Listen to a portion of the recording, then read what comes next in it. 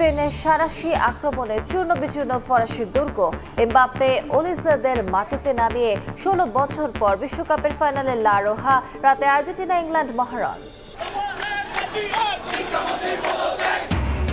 শিক্ষামন্ত্রীর পদত্যাগ দাবিতে রাজধানী সহ বিভিন্ন স্থানে বিক্ষোভ। শিক্ষার্থীদের নিয়ে মন্তব্যের জন্য দুঃখ প্রকাশ মন্ত্রীর। ক্ষতিগ্রস্তদের ফের পরীক্ষা নেয়ার ঘোষণা। দিল্লিতে হুঙ্কার দেয়া হাসিনা পাবেন না আত্মসমর্পণের সুযোগ। সংসদে আইনমন্ত্রী। বন্দি বিনিময় চুক্তিতে ফেরানোর তাগিদ দেয়া হচ্ছে ভারতকে, দাবি স্বরাষ্ট্রমন্ত্রী। বানের পানি কমতেই ভেসে উঠছে ক্ষতচিহ্ন। এখনও ডুবে চট্টগ্রামের বাঁশখালী, সাতকানিয়া। বিশুদ্ধ পানি ও খাবার সংকট। উত্তর পূর্বাঞ্চলেও বন্যার পূর্বাভাস। এবং তীব্র সংকটেও গ্যাসের সিস্টেম লস ১০%। বিতরণ কোম্পানির ব্যর্থতায় বছরের অপচয় ৬,০০০ কোটি টাকা। অবৈধ সংযোগ বিচ্ছিন্ন ও রক্ষণাবেক্ষণে গুরুত্ব দেওয়ার দাবি বিকাশের। সকালের সময় সঙ্গে আছে আমি আলিশা ইসলাম। বিশ্বকাপের অল ইউরোপিয়ান সেমিফাইনালে বিবর্ণ ফ্রান্সের হৃদয় ভেঙে ফাইনালে স্পেন। ওয়াইয়ারজাবাল ও পেদ্রো পোরো ম্যাজিকে ২-০ গোলের জয়ে ১৬ বছর পর শিরোপার মঞ্চে জায়গা করে নিয়েছে লা রোহা। দাপটের জয়ে ইতালির টানা ৩৭ ম্যাচ অপরাজিত থাকার রেকর্ডে ভাগ বসালো স্পেন। এমন সাফল্যের পর বাঁধ ভাঙা উল্লাসে মেতে ওঠেন স্প্যানিশ সমর্থকরা।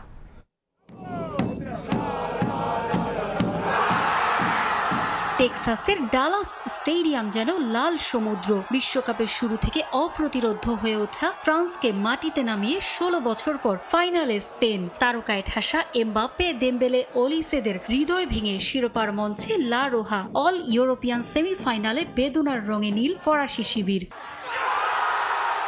ইউরো নেশনস লিগের পর বিশ্বকাপের সেমিফাইনালেও স্পেনের কাছে ভরাডুবি ফ্রান্সের। অথচ জাতীয় দিবসের উৎসবে বাড়তি রং চড়ানোর কথা ছিল কাতার বিশ্বকাপের রানার্স আপ দলটার। কিন্তু লুই দে লা ফুয়েন্তের শক্ত রক্ষণের কাছে ধরাশায়ী দিদিয়ের দেশম। ষষ্ঠবারের মতো নকআউটের কোনো ম্যাচে ইয়ামালের কাছে দর্পচূর্ণ এমবাপ্পের। টেক্সাস থেকে স্পেনের অর্জনের গর্জনে কেঁপে ওঠে মাদ্রিদের আকাশ বাতাসও। এর আগে ম্যাচের শুরু থেকেই সমান তালে লড়াই করেছে স্পেন ও ফ্রান্স। ১০ মিনিটে দানি ওলমোর ফাউলের সুবাদে ফ্রিকিক পেলেও তা কাজে লাগাতে পারেননি ইয়ামাল। ১৪ মিনিটে কাউন্টার অ্যাটাক থেকে এমবাপ্পে সুযোগ তৈরি করেছিলেন, তবে কুবার্সি ও লাপোর্তের দৃঢ়তায় আলোর মুখ দেখেনি তা। ২০ মিনিটে বড় বিপদ ডেকে আনেন দিনিয়ে। বল ক্লিয়ার করতে গিয়ে পেছনে থাকা ইয়ামালের পায়ে আঘাত করে বসেন, আর তাতেই পেনাল্টি পেয়ে যায় স্পেন। সুযোগ কাজে লাগিয়ে গোল করেন ওয়াইয়ারজাবাল। ভাঙেন ডেভিড ভিয়ার এক মৌসুমে ১৩ গোলের রেকর্ড। ২০২৫-২৬ মৌসুমে স্পেনের হয়ে ১৪ গোল এখন ওয়াইয়ারজাবালের। বিরতিতে যাওয়ার আগে সুযোগ পেয়েছিলেন এমবাপ্পে, তবে উনাই সিমনের দৃঢ়তায় বাধার প্রাচীর ভাঙতে পারেননি। লিড নিয়ে বিরতিতে যায় স্পেন। ৫৮ মিনিটে দানি ওলমোর সঙ্গে দারুণ বোঝাপড়ায় চোখ ধাঁধালো গোল করেন পেদ্রো পোরো। মাইক মাইনিওকে অসহায় করে স্পেনকে আনন্দে ভাসান ২৬ বছর বয়সী এই রাইট ব্যাক। ৬৪ মিনিটে ফ্রান্সের জালে বল পাঠিয়েছিলেন ইয়ামাল, তবে অফসাইডে বাতিল হয় তার স্বপ্ন।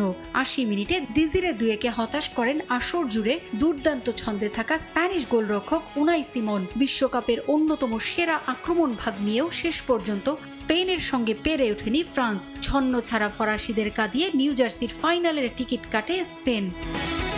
পারভিন আক্তার, সময় সংবাদ। ফ্রান্সকে হারিয়ে ফাইনালে আর্জেন্টিনাকে চাচ্ছে স্পেন সমর্থকরা। ফিনালিসিমা মাঠে না গড়ানোই এই ম্যাচ দিয়ে সে অতৃপ্তি ঘোচাতে চায় আলবিসেলেস্তারা। ফরাসি বধের পর স্পেনের মাদ্রিদ থেকে শুরু করে রাজধানী ঢাকায় উল্লাসে মাতে লা রোহা ভক্তরা। এদিকে ফরাসিরা ছিটকে যাওয়ায় শিরোপা ধরে রাখায় আত্মবিশ্বাসী আকাশে নীল শিবির। ডালাসে এ কেমন ফ্রান্স? স্পেনের সামনে বিবর্ণ দিদিয়ের দেশামের দল। একপাক্ষিক লড়াইয়ে টানা তৃতীয়বারের মতো ফাইনালে ওঠা হলো না ফরাসিদের। ভয়ঙ্কর হতাশাজনক, তবে এই দল নিয়ে গর্বিত। আমরা একটা গোলও করতে পারিনি। হতাশাজনক, তবে এটাই বাস্তবতা। দুঃখজনক, তবে আমি মনে করি এটাই প্রত্যাশিত। স্পেন ভালো খেলেছে। ফ্রান্স দলগত পারফরম্যান্সের তুলনায় ব্যক্তি নির্ভর খেলেছে।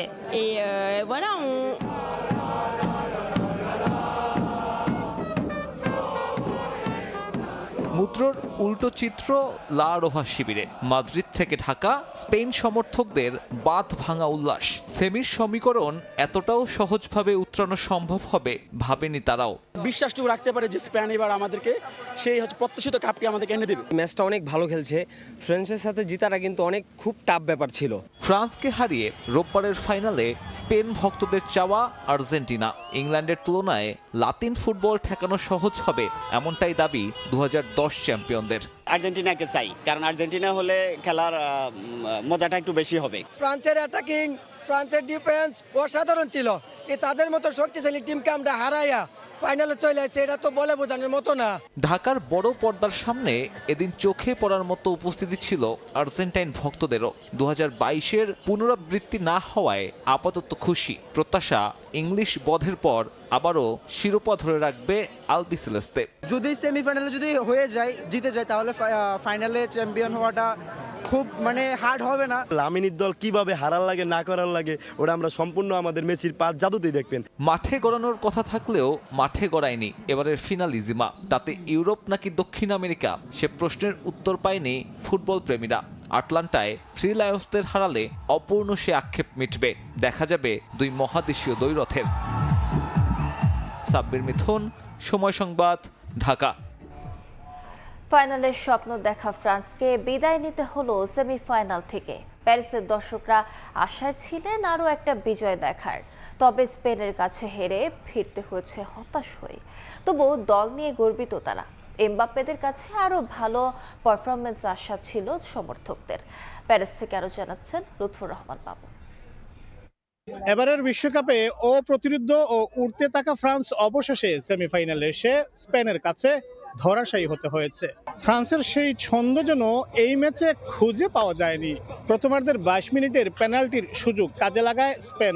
ফ্রান্স অনেক চেষ্টা করেও গোলের কোনো পরিশোধ করতে পারেনি। উপরন্তু দ্বিতীয়ার্ধে আরেকটি গোল দিয়ে বসে স্পেন। শেষ পর্যন্ত 2-0 গোলের ব্যবধানে সেমিফাইনালে ফ্রান্সকে পরাজিত করে ফাইনালে উত্তীর্ণ হয় স্পেন। এদিকে সেমিফাইনালে স্পেনের সাথে ফ্রান্সের এই পারফরমেন্সে হতাশ ফরাসি ফুটবল সমর্থকরা। খুবই হতাশ আজকে ফ্রান্সের পারফরমেন্স দেখে। পুরো টুর্নামেন্ট জুড়ে ওরা অসাধারণ খেলতেছিল, মনে হচ্ছিল খুব ইজিলি স্পেনের সাথে জিতে যাবে, কিন্তু ফাইনালি আজকে খুবই খারাপ খেলছে স্পেন। অনেক ভালো খেলছে, মিডফিল্ডের অনেক ভালো খেলছে ওরা। এটা মর্মান্তিক, আমরা তাদের নিয়ে গর্বিত। দারুণ একটা ম্যাচ হয়েছে, আমরা জয়ের জন্য অপেক্ষা করছিলাম, কিন্তু হতাশ হয়ে ফিরতে হচ্ছে।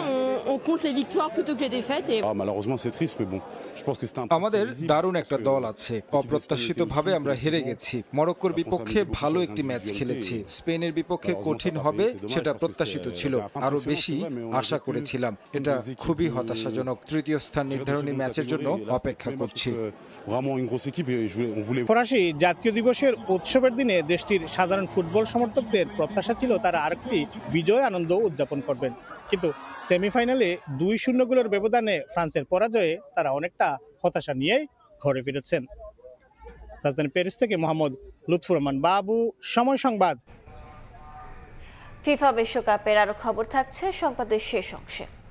অন্য প্রসঙ্গ, শিক্ষামন্ত্রীর পদত্যাগ সহ বিভিন্ন দাবিতে সড়ক অবরোধ করে বিক্ষোভ করেছেন শিক্ষার্থীরা।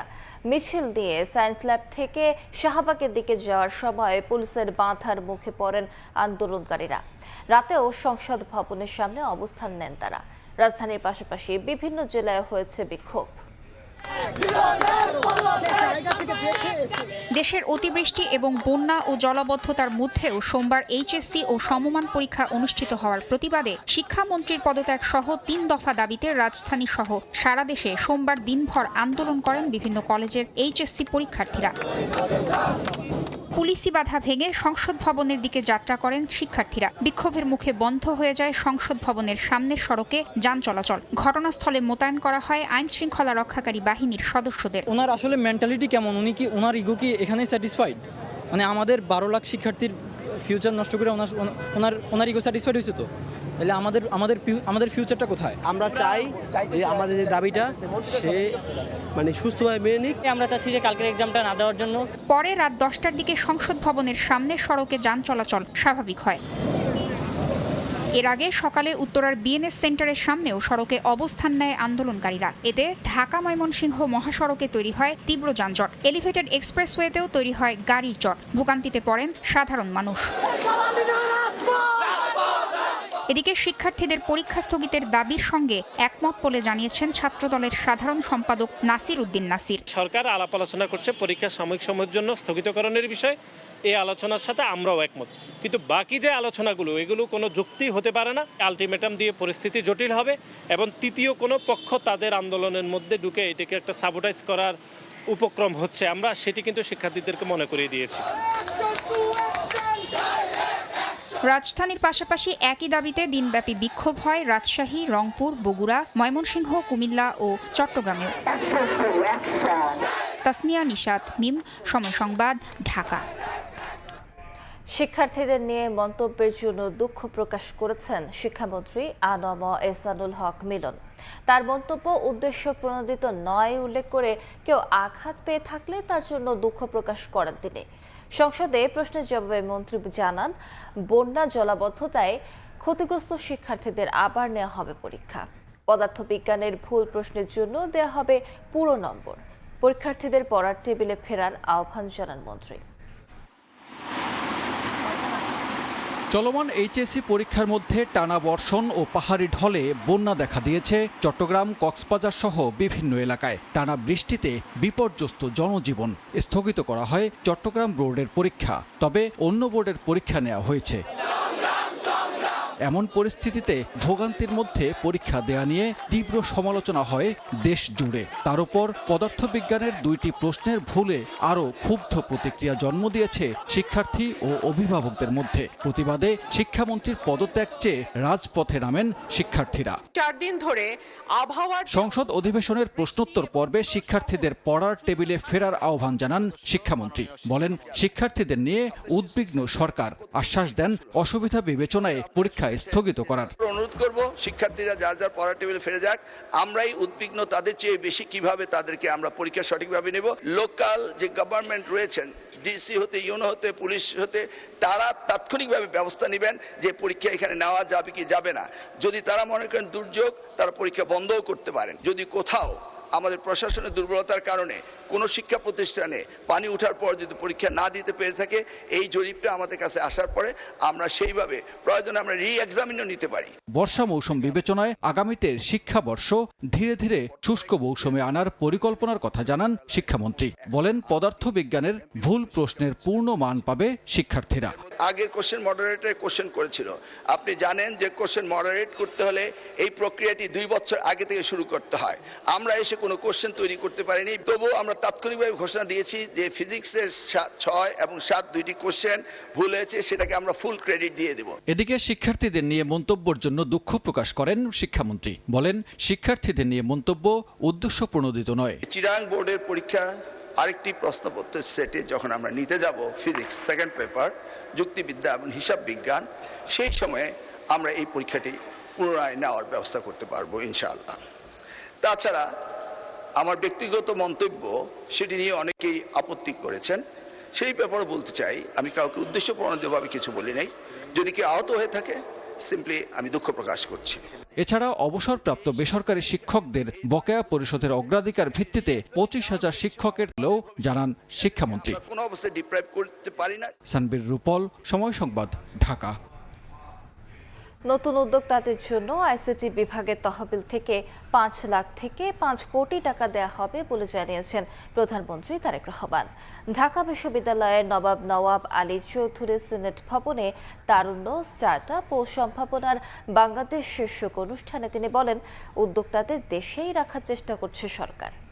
মঙ্গলবার ঢাকা বিশ্ববিদ্যালয়ে তারুণ্য, স্টার্টআপ ও সম্ভাবনার বাংলাদেশ শীর্ষক অনুষ্ঠানে যোগ দেন প্রধানমন্ত্রী তারেক রহমান। শিক্ষার্থীদের সঙ্গে প্রশ্নোত্তর পর্বে সরকার প্রধান জানান, উদ্যোক্তাদের সহায়তায় 500 কোটি টাকার তহবিল গঠন করা হয়েছে, যেখানে 5 লাখ থেকে 5 কোটি টাকা পর্যন্ত ফান্ড পাওয়ার সুযোগ আছে। বলেন, ব্রেইন ড্রেইন থেকে উত্তরণে যারা উদ্যোক্তা হতে চান তাদের সহযোগিতা দিয়ে দেশে রাখার চেষ্টা করছে সরকার। আইসিটি ডিপার্টমেন্ট থেকে 5 লাখ টাকা থেকে 5 কোটি টাকা পর্যন্ত একজন থাকে যাকে উইদাউট এনি কোলাটারাল আপনাকে তারা ফান্ড করবে। আমাদের অনেক ব্রেইন ড্রেন আছে, যারা এন্টারপ্রেনার হতে পারে তারা যাতে দেশে থাকে, দেশে থাকলে সে যেই সাপোর্টটা দিলে তাকে সে ফ্লারিশ করতে পারবে, আমরা সেটার চেষ্টা করছি। বক্তব্যে নিজের জীবনের অভিজ্ঞতা তুলে ধরে সম্ভাবনার বাংলাদেশ গড়তে তরুণদের উৎসাহ দেন প্রধানমন্ত্রী।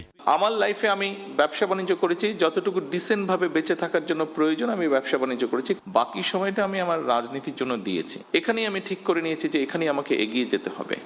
কিন্তু এই এগিয়ে যেতে গিয়ে একটা মানুষকে অনেক কিছুর ভিতর দিয়ে যেতে হয়। আমি গিয়েছি মানসিক নির্যাতন, আমি গিয়েছি শারীরিক নির্যাতন, বিভিন্ন রকম হিউমিলিয়েশন, বিভিন্ন রকম ফিজিক্যাল টর্চার, অনেক ধৈর্যের পরীক্ষা দিতে হয়েছে।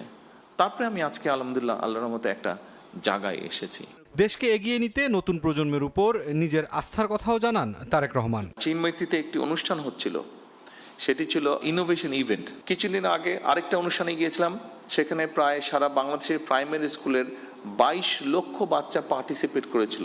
ওদের ফুটবল ম্যাচটা আমি দেখতে গিয়েছিলাম। আজকে যখন আপনাদেরকে দেখলাম এবং ওই দিন ওই দুটো ইভেন্টে ওই বাচ্চাগুলোকে দেখেছি, আজকে আমার কাছে মনে হচ্ছে এই যে আমরা রাত দিন পরিশ্রম করছি, চেষ্টা করছি একটু চেঞ্জ করার জন্য, আমার মনে হলো যে হ্যাঁ, আমরা কিছু সংখ্যক মানুষের হাতে দিয়ে যেতে পারবো, যারা আমরা যেখানে ছেড়ে যাব সেখান থেকে তারা দেশটাকে এগিয়ে নিয়ে যেতে পারবে। অনুষ্ঠানে 6টি স্টার্টআপকে সরকারি অনুদানের চেক তুলে দেন প্রধানমন্ত্রী। পরে স্টার্টআপ প্রতিষ্ঠানগুলোর বিভিন্ন স্টল ঘুরে উদ্ভাবিত প্রকল্প ও প্রযুক্তি নির্ভর উদ্যোগ পরিদর্শনের পাশাপাশি উদ্যোক্তাদের সঙ্গে মতবিনিময় করেন সরকার প্রধান।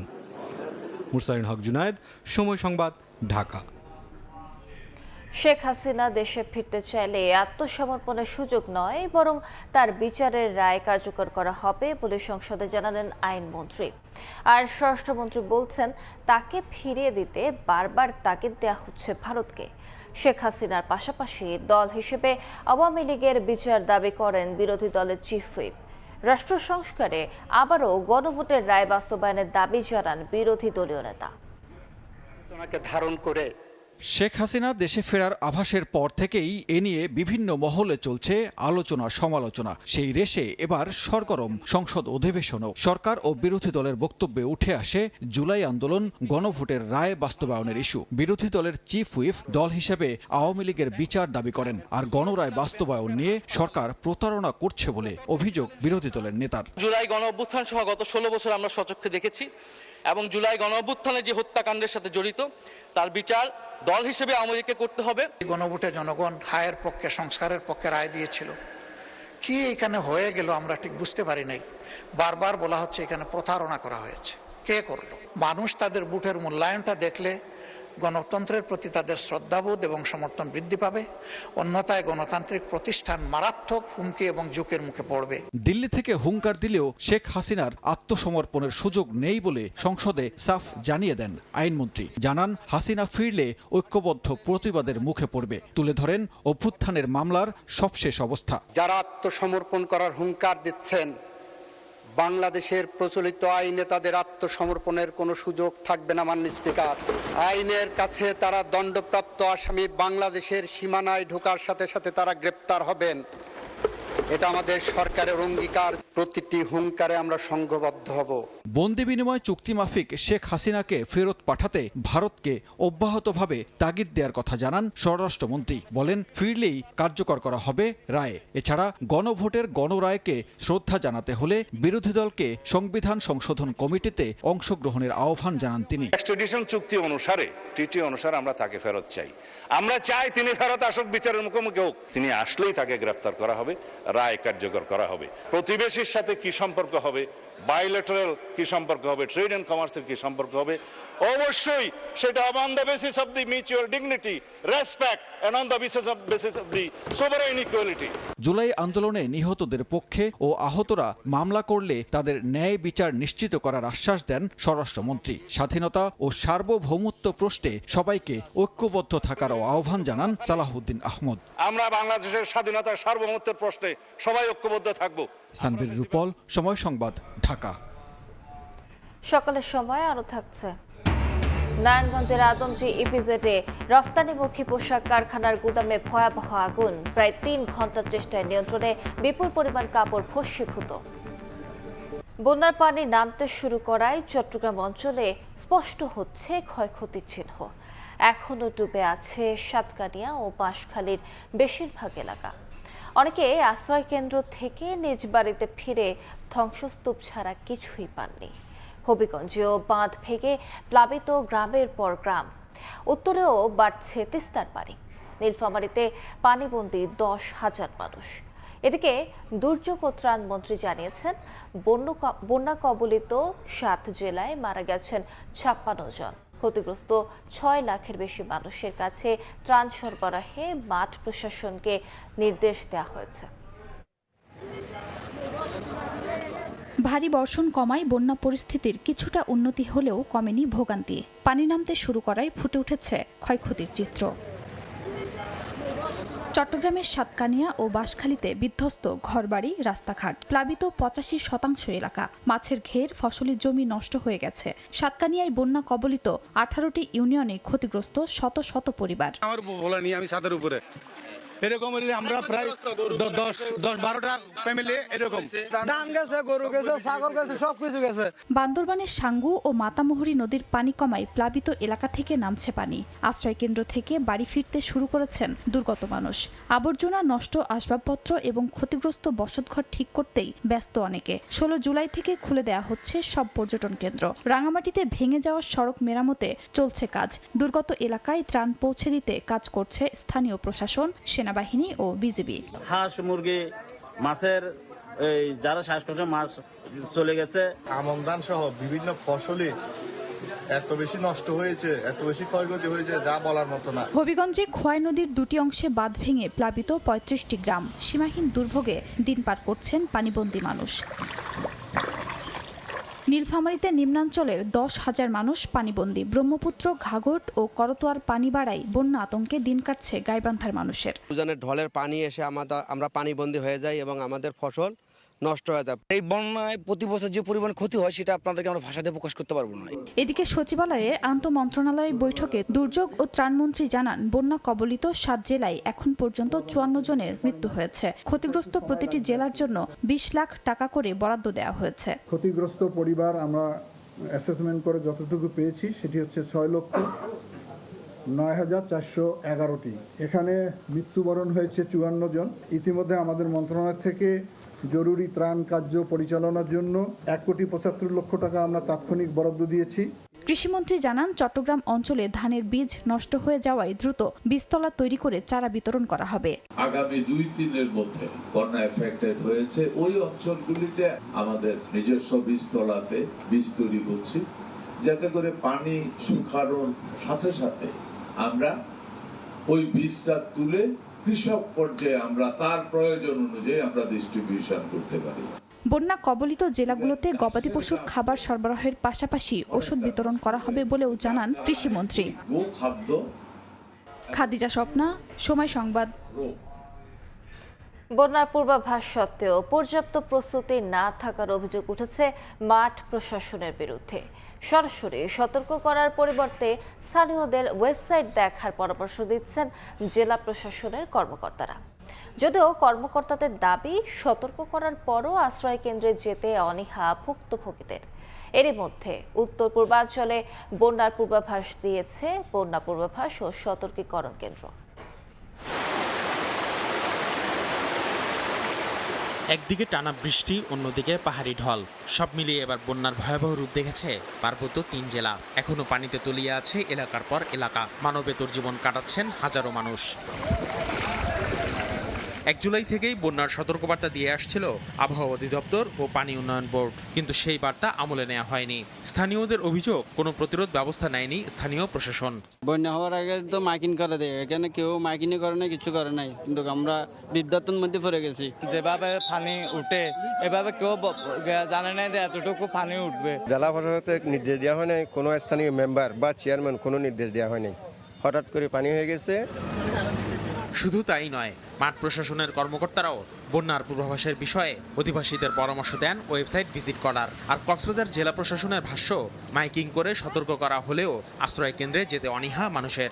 জনগণ আসলে যে সরাসরি জানতে চান যে আবহাওয়া অফিসের কি বক্তব্য বা আগামী দিনগুলোতে আবহাওয়া পূর্বাভাস কি করবে, সেটা আসলে লোকাল অফিসের থেকেই আমার মনে হয়, যেমন ওয়েবসাইট থেকে যদি তারা নেয়, আবহাওয়া অফিসের ওয়েবসাইট খুবই চমৎকার একটা ওয়েবসাইট এবং রেগুলার তারা ডেটা আপডেট করতে থাকে। মাইকিং করে মানুষজনকে সরিয়ে আনার কার্যক্রমটি বেশ অনেক দিন থেকেই চলমান। অনেক ক্ষেত্রে গবাদি পশু সহ অন্যান্য বিলঙ্গিংস যেগুলি থাকে সেটি ফেলে মানুষজন আসতে চায় না। ক্রমেই পার্বত্য অঞ্চলে বন্যা পরিস্থিতির উন্নতির তথ্য জানাচ্ছে বন্যা পূর্বাভাস ও সতর্কীকরণ কেন্দ্র। যদিও আবহাওয়া অধিদপ্তরের পূর্বাভাস বৃহস্পতি শুক্রবার থেকে আবারও বাড়বে বৃষ্টিপাতের প্রবণতা। শঙ্কা আছে দেশের উত্তর পূর্বাঞ্চলে বন্যার। চট্টগ্রামের অঞ্চলে যে বান্দরবান এবং কক্সবাজার জেলার সঙ্গে এবং মাতামুহুরী নদী ছিল, ওগুলো বর্তমানে বিপদসীমার নিচে নেমে এসেছে। পানি সমতল বর্তমানে হ্রাস পাচ্ছে। উত্তর পূর্বাঞ্চলে কিছু স্টেশন এবং উত্তরাঞ্চলে কিছু স্টেশন বিপদসীমার উপরে অবস্থান করছে। আশঙ্কা করছে যে কাউনিয়া পয়েন্ট অর্থাৎ ডালিয়ার পয়েন্টের যে নিচে রয়েছে কাউনিয়া উপজেলায়, সেই পয়েন্টে হয়তো সাময়িকভাবে বিপদসীমা অতিক্রম করতে পারে। বন্যায় চট্টগ্রামে 13 জন, বান্দরবানে 1 জন এবং কক্সবাজারে মৃত্যু হয়েছে 31 জনের। উত্তর পূর্বাঞ্চল বন্যার পানিতে ডুবে যাওয়ার আগেই প্রয়োজনীয় প্রস্তুতি সহ স্থানীয় প্রশাসনকে সজাগ থাকার আহ্বান সংশ্লিষ্টদের। আসিফ মোহাম্মদ সিয়াম, সময় সংবাদ, ঢাকা। দেখছেন সকালের সময়, সঙ্গেই থাকুন।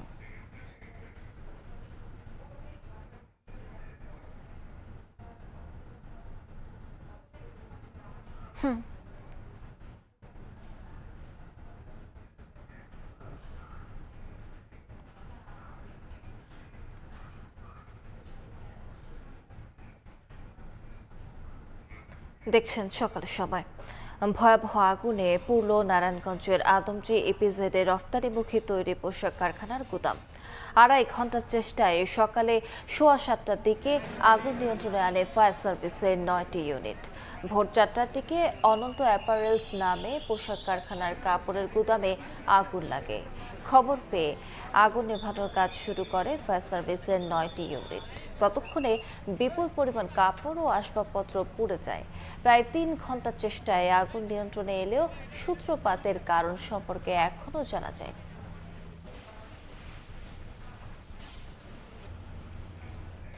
তীব্র জ্বালানি সংকটের মধ্যেও বছরে চুরি আর অপচয় হচ্ছে 6,000 কোটি টাকার গ্যাস। জ্বালানি বিভাগের লক্ষ্য সিস্টেম লস 6% নামিয়ে আনা, কিন্তু বিতরণ কোম্পানিগুলো ব্যর্থ হওয়ায় এখনও এর লোকসান 9% বেশি।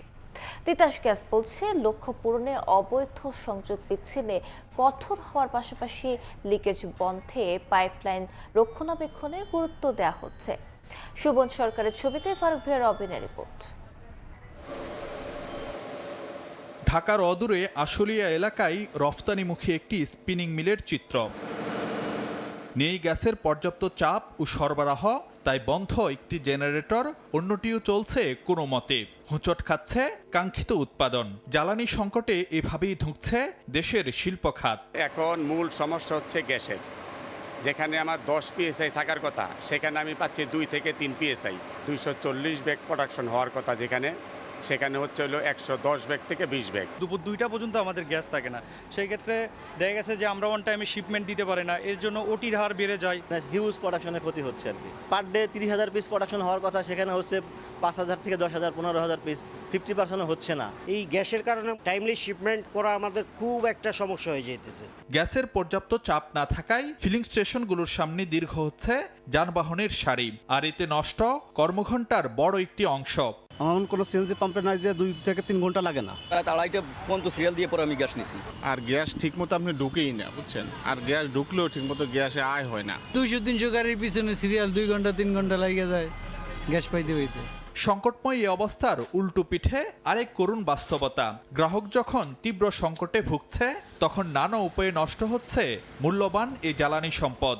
চুরি, অবৈধ সংযোগ, জরাজীর্ণ পাইপলাইনের কারণে সিস্টেম লসের নামে বছরে যে পরিমাণ গ্যাস অপচয় হচ্ছে, তার মূল্য প্রায় 6,000 কোটি টাকা।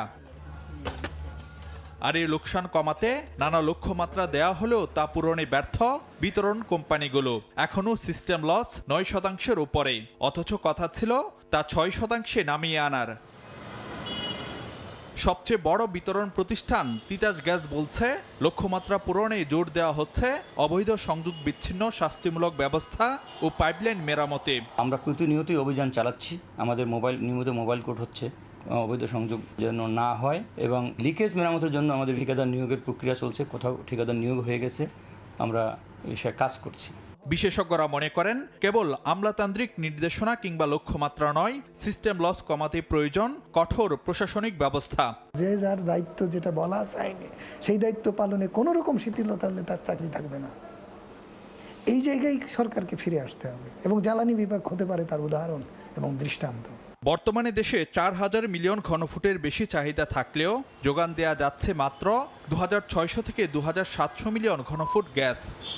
জ্বালানি সংকটে ঢুকছে দেশের শিল্প, ব্যবসা, বাণিজ্য, যানবাহন সহ নানা খাত। বিপরীতে ব্যবস্থাপনাগত দুর্বলতার কারণে প্রতি বছর হাওয়া হয়ে যাচ্ছে হাজার হাজার কোটি টাকার গ্যাস। আর এই সিস্টেম লস নিয়ন্ত্রণ করতে পারলে দেশের জ্বালানি সংকট কিছুটা হলেও কমানো সম্ভব হতো বলে মনে করেন বিশেষজ্ঞরা। ফারুক ভিয়া, রবিন, সময় সংবাদ, ঢাকা। দ্রুত সিদ্ধান্ত গ্রহণে আমলাতান্ত্রিক জটিলতার পাশাপাশি বিশ্বজুড়ে অর্থনৈতিক মন্দায় প্রচলিত অপ্রচলিত সব বাজারেই হাঁটছে দেশের তৈরি পোশাক খাত। এক্ষেত্রে প্রতিযোগী দেশ হিসেবে ভারত এবং চীন নানা সুবিধা বাড়িয়ে সেই বাজারের দখল নিচ্ছে বলে দাবি শিল্প উদ্যোক্তাদের। এ অবস্থায় টিকে থাকতে তুলনামূলক কম মূল্যে বিদেশি ক্রেতা টানতে হচ্ছে বলেও জানান তারা। শাখার টিপুর ক্যামেরায় বিস্তারিত জানাচ্ছেন কবুতে। সদ্য বিদায়ী অর্থ বছর যেমন রপ্তানি আয়ের ক্ষেত্রে দেশের তৈরি পোশাক খাত আগের অর্থ বছরের তুলনায় অন্তত $1 বিলিয়ন মার্কিন ডলার পিছিয়ে ছিল, তেমনি কাঙ্ক্ষিত অগ্রগতি হয়নি প্রচলিত বাজার হিসেবে 4 দশক ধরে পরিচিত ইউরোপ, আমেরিকার বাজারে। এক্ষেত্রে মার্কিন যুক্তরাষ্ট্রে 2.63% প্রবৃদ্ধি হিসেবে 7.74 বিলিয়ন মার্কিন ডলার আয় হলো। ইউরোপীয় ইউনিয়নভুক্ত 27টি দেশে 3.31% পিছিয়ে রপ্তানি আয় এসেছে 19 বিলিয়ন মার্কিন ডলার। আপনারা জানেন সারা পৃথিবী তেলের সংকটের জন্য আপনার লিভিং কস্ট অনেক হাই হয়ে গেছে, যার দরুন আপনার এই ক্রয় ক্ষমতা মানুষের হ্রাস পাওয়ার কারণে সেলস ডাউন হয়েছে। এদিকে যুক্তরাজ্যের বাজারে মাত্র 0.91% প্রবৃদ্ধিতে 4.38 বিলিয়ন, কানাডায় 3.20% প্রবৃদ্ধিতে 1.34 বিলিয়ন মার্কিন ডলার রপ্তানি আয় এসেছে। তার বিপরীতে অপ্রচলিত বাজার হিসেবে পরিচিত জাপান, অস্ট্রেলিয়া, রাশিয়া, মধ্যপ্রাচ্য কিংবা ভারতের বাজারে 4.25% পিছিয়ে রপ্তানি আয় এসেছে 6.16 বিলিয়ন মার্কিন ডলার।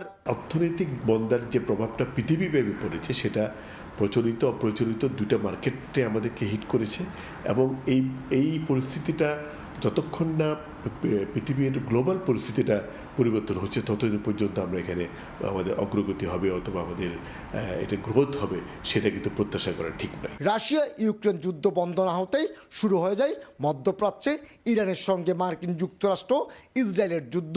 এতে যেমন বিশ্বজুড়ে জ্বালানি তেলের দাম বেড়েছে, তেমনি বেড়েছে বায়ারদের কাছে তৈরি পোশাক পৌঁছানোর পরিবহন ব্যয়।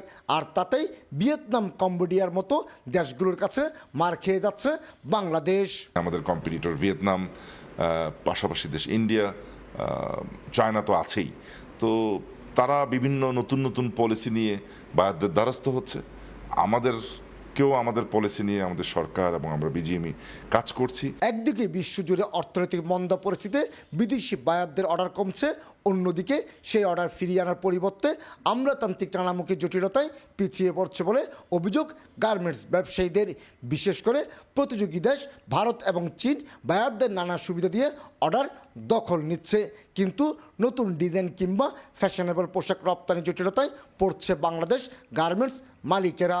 ইন্ডিয়াতে যে আপনার ট্যারিফটা ছিল, ট্যারিফটা কিন্তু তুলে দিয়েছে সরকার, আমাদের সমপরিমাণে নিয়ে এসেছে। তদরূপ চায়না তো ট্যারিফের মধ্যে যেটা আগের বৃদ্ধি ছিল সেটা কমিয়ে এনেছে, যার দরুন ওরা কিন্তু বিজনেসের ক্ষেত্রে আমাদের থেকে লজিস্টিক সাপোর্ট কান্ট্রি ওয়াইজ ওরা অনেক বেশি পেয়ে থাকে। 2025-26 অর্থ বছরে 38.7 বিলিয়ন মার্কিন ডলারের তৈরি পোশাক রপ্তানি করেছে বাংলাদেশ, যা আগের অর্থ বছর অর্থাৎ 2024-25 অর্থ বছরে 39.34 বিলিয়ন মার্কিন ডলার। কমল দে, সময় সংবাদ, চট্টগ্রাম। বাংলাদেশের 13তম সিটি কর্পোরেশন এখন বগুড়া। কাগজে কলমে নতুন পরিচয় মিললেও নাগরিক জীবনে সেই পরিবর্তনের ছোঁয়া এখনো স্পষ্ট নয়। সামান্য বৃষ্টিতেই হাঁটু থেকে কোমর সমান পানিতে তলিয়ে যাচ্ছে গুরুত্বপূর্ণ সড়কগুলো। জলাবদ্ধতা আর বেহাল ড্রেনেজ ব্যবস্থায় নাজেহাল নগরবাসী। শাহাদুল ইসলামের ক্যামেরায় আব্দুল আওয়ালের রিপোর্ট। প্রতি বর্ষায় একই চিত্র। কয়েক ঘন্টার টানা বৃষ্টিতে অচল হয়ে পড়ে উত্তরাঞ্চলের প্রবেশদ্বার বগুড়া। গুরুত্বপূর্ণ এলাকাগুলো তলিয়ে যায় হাঁটু থেকে কোমর সমান পানিতে, বন্ধ হয়ে যায় যান চলাচল। সবচেয়ে বেশি দুর্ভোগে পড়েন নগরীর নারুলি, কৈপাড়া, সেউজগাড়ি, বাদুরতলা, মালগ্রাম, চেলোপাড়া ও খান্দার এলাকার বাসিন্দারা। অথচ সিটি কর্পোরেশনের তথ্য বলছে, পৌরসভা থাকাকালে গত 2 দশকে ড্রেন, সড়ক, ফুটপাত ও স্ট্রিট লাইট সহ অবকাঠামো উন্নয়নে ব্যয় হয়েছে প্রায় 3,500 কোটি টাকা। এর বড় অংশই গেছে ড্রেন নির্মাণ ও সংস্কারে। তবে সমস্যা শুধু ড্রেনের স্বল্পতা নয়, পুরো নগর জুড়ে সমন্বিত ড্রেনেজ নেটওয়ার্ক নেই। কোথাও ভাঙা ড্রেন, কোথাও দেওয়াল ধসে মুখ শুরু হয়ে গেছে, আবার প্লাস্টিক ও কঠিন বর্জ্যে আটকে আছে পানি প্রবাহ। সিটি কর্পোরেশনের তথ্য মতে প্রায় 991 কিলোমিটার সড়কের বিপরীতে ড্রেন রয়েছে প্রায় 900 কিলোমিটার। তবে এর মধ্যে প্রায় 400 কিলোমিটারই কাঁচা। ড্রেন ব্যবস্থা বলি, আমাদের পানি নিষ্কাশন ব্যবস্থা বলি, সবকিছু মিলে বগুড়ার পরিস্থিতি খুবই খারাপ। অতি দ্রুত রাস্তা সংস্কার করে রাস্তাটা উঁচা করা অবশ্যই প্রয়োজন। ড্রেনের ব্যবস্থা সব সময় পরিষ্কার রাখা দরকার। ড্রেন যদি আরো বড় করতো তাহলে কিন্তু আমাদের জনগণের সবারই কিন্তু এটা খুব ভালো হতো। মানুষের যে জনদুর্ভোগ, যেটা কল্পনাতীত, তা আমরা মনে করি যে এটা দ্রুত একটা সমাধান হওয়া উচিত। উন্নয়নের গ্যাপটা যদি আপনার পূরণ করে তাহলে অবশ্যই এই জলাবদ্ধ থেকে বগুড়া সিটি কর্পোরেশন নিরূপণ পাবে। কোথায় ড্রেন আর কোথায় রাস্তা এটা বোঝা খুব বড় মুশকিল। এর জন্য ড্রেনেজ ব্যবস্থার কাজ করা দরকার, রাস্তাঘাটের সংস্কার করা দরকার। ড্রেনগুলো পরিদর্শনের পর পরিকল্পিতভাবে নির্মাণের কথা জানালেন সিটি প্রশাসক। ড্রেনগুলো যে ছিল আপনার 2 ফিট চওড়া, সেগুলো 5 ফিট চওড়া করা হচ্ছে। এই ফলে আমার মনে হয় এই রাস্তার এই পাশের পানিগুলো অতি সহজে নিষ্কাশন হয়ে যাবে। একটু ধৈর্য ধরুন, আমার বিশ্বাস আগামী 2-3 মাসের মধ্যে আমরা একটা ফলাফল পাবো ইনশাআল্লাহ। 70 বর্গ কিলোমিটার আয়তনে নবগঠিত বগুড়া সিটি কর্পোরেশনে বাস করেন প্রায় 10 লাখ মানুষ। আব্দুল আউয়াল, সময় সংবাদ, বগুড়া। নওগাঁয় প্রায় 2,000 কোটি টাকা নিয়ে লাপাত্তা শতাধিক সমবায় সমিতি ও 20টি এনজিও।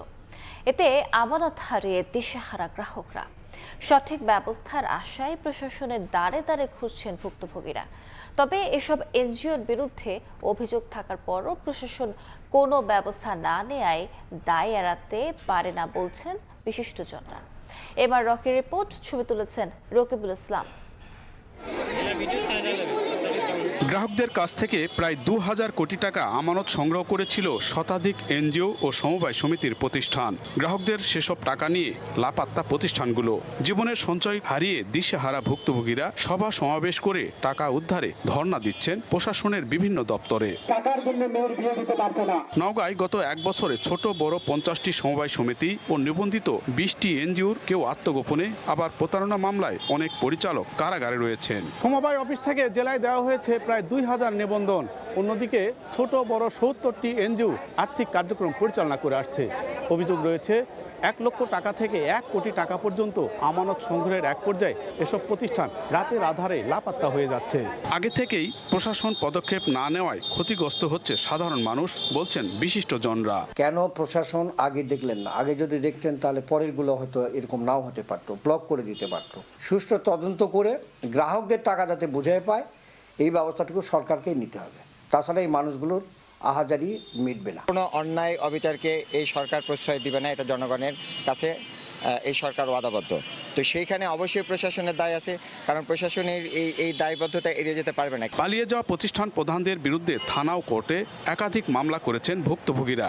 অভিযুক্তদের বিরুদ্ধে পুলিশের পক্ষ থেকে আইনগত ব্যবস্থা নেওয়ার আশ্বাস দিলেও সমবায় কর্মকর্তারা দেখাচ্ছেন নানা অজুহাত। জনগণের অভিযোগ এবং তারপরে হচ্ছে যে সমতা এনজিওর যিনি মালিক শাহিন, তাকে পুলিশ গ্রেফতার করে। আপনি যেখানে আমানত রাখবেন সেখানে আপনি জাস্টিফাই করে রাখুন।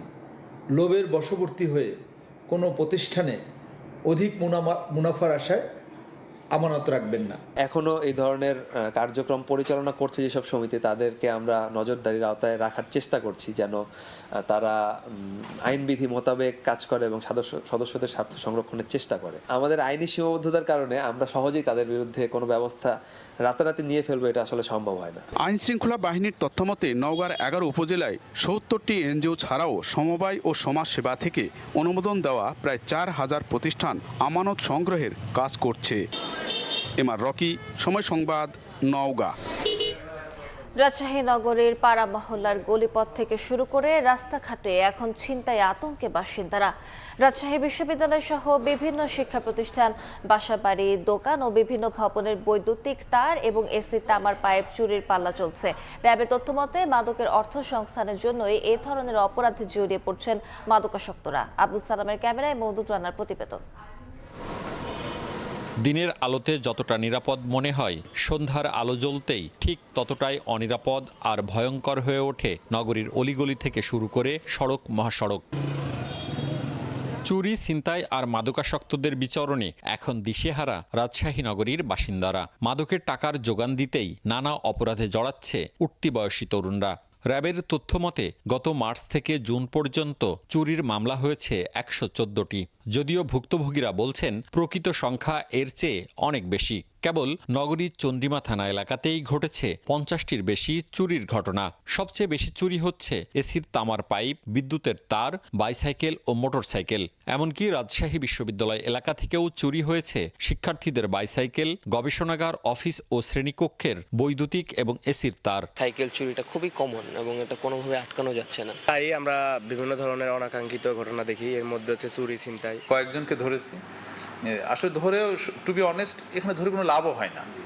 কারণ যারা ধরা পড়ে দেখা যায় যে মাদকাসক্ত তারা বিক্রি করেছে, তাদের কাছ থেকে বড় লাভ কি, ছেলেরা যদি একটা কিল ঘুষি মারে ওইটা। গত 18 জুন নগরীর সাহেববাজার স্বর্ণপট্টির কারুশ্রী জুয়েলার্সের দেয়াল কেটে ভেতরে প্রবেশ করে লুট করে 200 ভরি স্বর্ণ ও 25 লাখ টাকা। এর আগে গত 7 জুন নগরীর রাজ্জাকের মোড় এলাকায় মানবাধিকার কর্মী সুব্রত পালের টাকা ও স্বর্ণালঙ্কার ছিনিয়ে নেয় ছিনতাইকারীরা। এর আগে ভদ্রা ফ্লাইওভারের নিচ থেকে এক নারীর টাকা ছিনতাই হয়। এসব ঘটনায় মামলা হলেও কাউকে গ্রেফতার বা মালামাল উদ্ধার করতে পারেনি পুলিশ। ডিবির লোকজনের সাথে আমার যোগাযোগ হয় বা ওনারা আসে, তারা আশ্বাস দিচ্ছে, কিন্তু আমি সেরকম ফলপ্রসূ কিছু এখন পর্যন্ত আপডেট পাই নাই। ঘটনাগুলো যে প্রতিনিয়ত ঘটছে সেই ক্ষেত্রে কিন্তু আমরা পুলিশ প্রশাসনের তরফে, বিশেষ করে আমি যদি রাজশাহী মেট্রোপলিটন পুলিশের কথা বলি, তাদের তরফ থেকে কিন্তু দৃশ্যমান অ্যাকশন আমরা দেখতে পাইনি। বেশিরভাগ আসামিকে গ্রেফতার করতে সক্ষম হচ্ছেন বলে দাবি পুলিশের। আইনশৃঙ্খলা পরিস্থিতি নিয়ন্ত্রণে রাখতে পুলিশ তৎপর রয়েছে বলে জানাই আরএমপি। আমরা ম্যাক্সিমাম ক্ষেত্রেই এগুলো ডিটেক্ট করে ফেলেছি এবং এর সাথে যারা জড়িত ছিল তাদেরকে আমরা অ্যারেস্ট করেছি। আর 2-1টি ঘটনা আছে, এগুলো আমরা অলরেডি অনেক দূর এগিয়ে গিয়েছি। র্যাবের তথ্য মতে রাজশাহীতে মোট অপরাধের 44%ই মাদক কেন্দ্রিক। আর গত 3 মাসে ছিনতাই মামলা হয়েছে 13টি, ডাকাতি মামলা 1টি। মওদুদ রানা, সময় সংবাদ, রাজশাহী। পাবনায় ইছামতি নদী পুনরুদ্ধার প্রকল্পে খননের মাটি বিক্রিতে অনিয়মের অভিযোগ উঠেছে। হুমকির মুখে পড়েছে নদীর তীর ও আশপাশের হাজারো বিঘা ফসলি জমি। এতে বাড়ছে নদী ভাঙন ও জলাবদ্ধতার আশঙ্কা। তবে ব্যবস্থা নেওয়ার আশ্বাস পানি উন্নয়ন বোর্ডের। আসিফ মাহমুদের ছবিতে সবুজ মোল্লা রিপোর্ট। ইছামতি নদীর নাব্যতা ফিরিয়ে আনতে চলছে 110 কিলোমিটার খনন কাজ। স্থানীয়দের অভিযোগ, প্রকল্পের আওতায় উত্তোলন করা মাটি শর্ত সাপেক্ষে বিক্রি করার কথা থাকলেও মানছেন না ব্যবসায়ীরা। এছাড়া নির্ধারিত স্থানের বাইরে গভীরভাবে মাটি কাটায় হুমকির মুখে নদীর তীর। এমনকি কোথাও কোথাও কেটে নেওয়া হচ্ছে পাশের ফসলি জমিও। এতে কৃষিকাজ ব্যাহত হবার পাশাপাশি বাড়ছে নদী ভাঙনের ঝুঁকি। তারা বর্তমানে মাটি কাটতেছে একেবারে গভীর করে, পানি সমান করে কাটিয়ে নিয়ে যাচ্ছে। এই জায়গা আমার আর আবাদ করার মতন পরিবেশ নেই। আমাদের যদি ফসল না জমি তাহলে আমরা তো খাওয়া বাঁচবো কি? এভাবে কাটলে তো আমাদের জমি নষ্ট হয়ে যাবে, পানি ঢুকবে। এইভাবে মাটি কাটিয়ে নিলে আমরা কোথায় দানা দেবো আগুর ঘরে, আর কোথায় পিঁচ লাগাবো, কেমন করে চলবো? আমি শুধু আলমাজ ভাইকে চিনি, সেই আমার পাটটা বেকুর মাধ্যম দিয়ে কাটিয়ে নিয়েছে। আমি তাকে অনেক রিকোয়েস্ট করছি যে ভাই অন্তত আমি পাটটা কাটিয়ে নেই, তারপর আপনি মাটি কাটিয়ে নেন নেবেন। সে আমার সেই কথাটাও শোনে নাই। তবে অভিযোগের বিষয়ে কথা বলতে রাজি হননি অভিযুক্ত মাটি ব্যবসায়ীরা। শর্ত ভঙ্গ করে কেউ মাটি কাটলে তদন্ত করে প্রয়োজনীয় ব্যবস্থা নেওয়া হবে বলে জানিয়েছেন পানি উন্নয়ন বোর্ড। কোনো জায়গায় এরকম যদি হয়ে থাকে তাহলে সেটা আমরা সরজমিনে ভিজিট করে সে মোতাবেক আমরা ঠিকাদারের কাছ থেকে ব্যবস্থা নেব। 2024 সালের জুলাইয়ে 1554 কোটি টাকা ব্যয়ে শুরু হয় ইছামতি নদী পুনরুদ্ধার প্রকল্পের কাজ।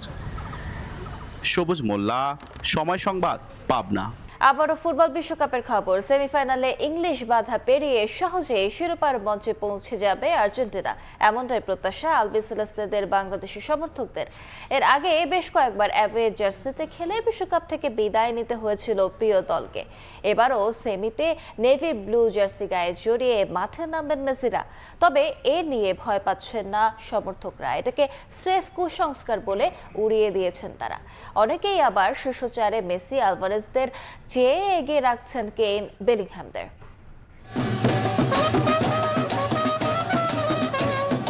বিশ্বকাপ এখন শেষ চারের মঞ্চে, যেখানে বেশ আলোচিত আর্জেন্টিনা ইংল্যান্ড লড়াই। ফুটবল ইতিহাসের অন্যতম সেরা এই দ্বৈরথ ঘিরে বাংলাদেশে উত্তেজনার পারদ তুঙ্গে। আলবিসেলেস্তে ফ্যানদের একটাই চাওয়া, আরেকবার ফাইনালের টিকিট নিশ্চিত করুক মেসিরা। কোয়ার্টারের বাধা পেরিয়ে উজ্জীবিত আর্জেন্টিনা দল, সঙ্গে ভক্তরাও। এবার তাদের সামনে ইংলিশ পরীক্ষা। বিশ্বকাপে দুদলের প্রতিটি দেখায় ইতিহাসের অংশ। বাংলাদেশের সমর্থকদের বিশ্বাস, বড় ম্যাচের চাপ সামলে আবারও নিজেদের সেরাটা উপহার দেবে লিওনেল স্কালোনির শিষ্যরা। টিম ভালো, আর্জেন্টিনা খেলে ভালো, আর্জেন্টিনা জিতবে অবশ্যই।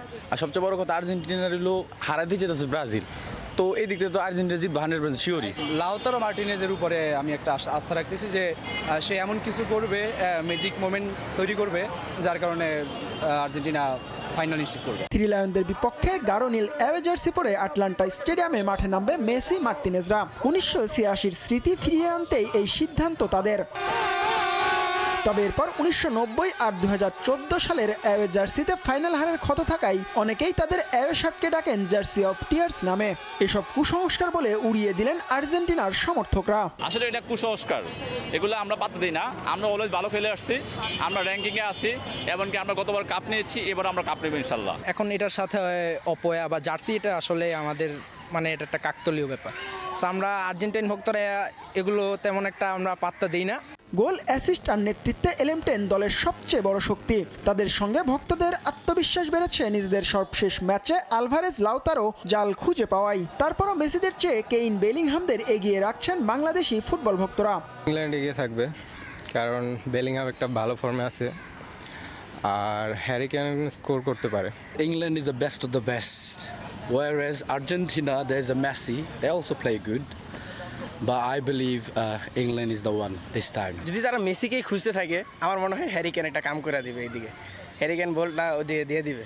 বাংলাদেশে ইংল্যান্ডের চেয়ে আর্জেন্টিনার সমর্থক একটু বেশি। তাদের একটাই প্রার্থনা ইংলিশ পরীক্ষায় পাশ করে মেসি আরও একবার উঠুক ফাইনালে। জিহাদুল হাসান, সময় সংবাদ, ঢাকা।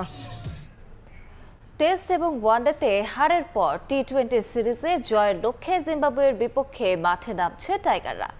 বুলাওয়েতে বাংলাদেশ সময় বিকেল 4:30টায় শুরু হবে ম্যাচটি। চোটের কারণে সিরিজ থেকে ছিটকে যাওয়া লিটন দাসের পরিবর্তে দলকে নেতৃত্ব দেবেন তাওহিদ হৃদয়। ম্যাচের আগে পুরো দল নিয়ে অনুশীলন করছে বাংলাদেশ। টেস্ট এবং ওয়ানডের ভুলগুলো সূত্রে টি-20তে ভালো করার প্রত্যয় জানান তাওহিদ হৃদয়। 17 ও 19 জুলাই মাঠে গড়াবে সিরিজের বাকি 2 ম্যাচ। এ পর্যায়ে শীর্ষ সংবাদগুলো জানিয়ে দিচ্ছি আরেকবার।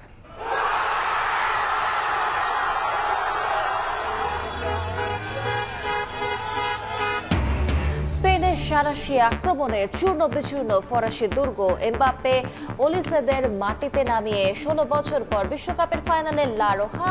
রাতে আর্জেন্টিনা ইংল্যান্ড মহারণ।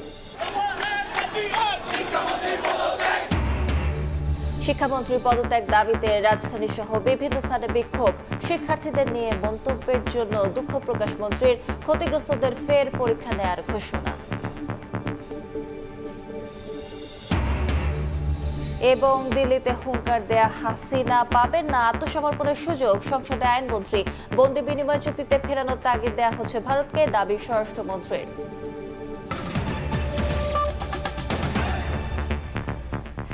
এই ছিল সকালের সময়। দর্শক, বিশ্বকাপ ফুটবলের মহাযজ্ঞ সরাসরি সম্প্রচার করছে সময় টেলিভিশন। দেখতে চোখ রাখুন সময়ের পর্দায়। এরপর আন্তর্জাতিক সময় নিয়ে সঙ্গে থাকবেন সাবরিনা মজুমদার। আলিশা, ধন্যবাদ আপনাকে। আন্তর্জাতিক সময় নিয়ে আসছে কিছুক্ষণ পর, সঙ্গেই থাকুন সময়।